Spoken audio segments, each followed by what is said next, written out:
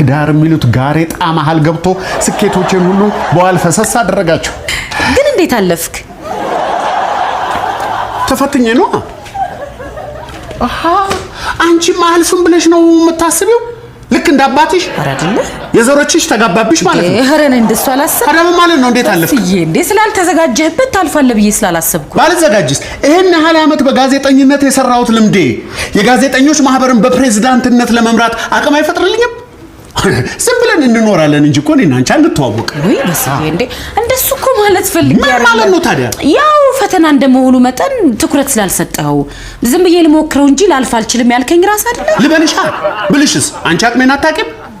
ዝም ብዬ ማወራውን ብቻ ነው እንደምትሰሚው አንቺ። ያው ብዙ ጊዜ አንተ ፈተና ሞክረህ ስለማይሳካልህ እኮ ያቅምህን ሳይሆን ያፍህን ማመን ስለቀለለኝ ነው። ሶፋ ላይ 45 ቁጭ ብለሽ ልክ ልክን ትነግሪኛለሽ እንዴ? ምን ማለት ፈልገሽ ነው? እኔ ስኬት አይወድልኝም እንዴ? እርግጥ ነው ስኬት ስከተለው ይሸሸኛል። ወይኔ በስንቱ እሺ አታውቂኝ። አንቺን ከማግኘት በፊት የተቀዳጀዋቸው ስኬቶቼ እልፍ ነበሩ። ምን ዋጋት ትዳር የሚሉት ጋሬጣ መሃል ገብቶ ስኬቶችን ሁሉ በዋል ፈሰስ አደረጋቸው። እኔን ማግኘት ነው ስኬቶች በዋል ፈሰስ እንዲቀሩ ያደረገው? ይሄ ምን ጥያቄ ነው? ያደረግሽኝ እኮ ታውቂዋለሽ አትረሺው። እንዴ ቆይ እስቲ ንገረኝ። አረ ምንድነው ያደረኩ?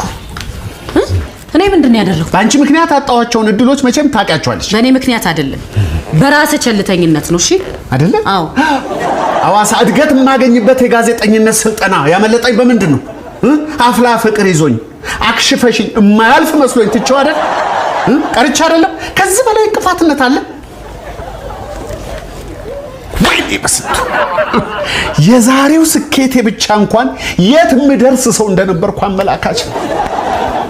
ዋጋለሁ ተሰበርኩ። ስማ በስንቱ ባይገባህ ነው እንጂ ከስር ደግፌ አሁን ላለህበት ስኬት ያደረስኩ እንኳን እኔ ነኝ። እሺ ልታመሰግነኝ ይገባ ነበር። አዎ አመሰግናለሁ ድጋፊ። አረ ነው በጣም ጥሩ። ትዳር ከሆነ ከስኬት ያስተናከለ ያው በሩ መሄድ ትችላለህ።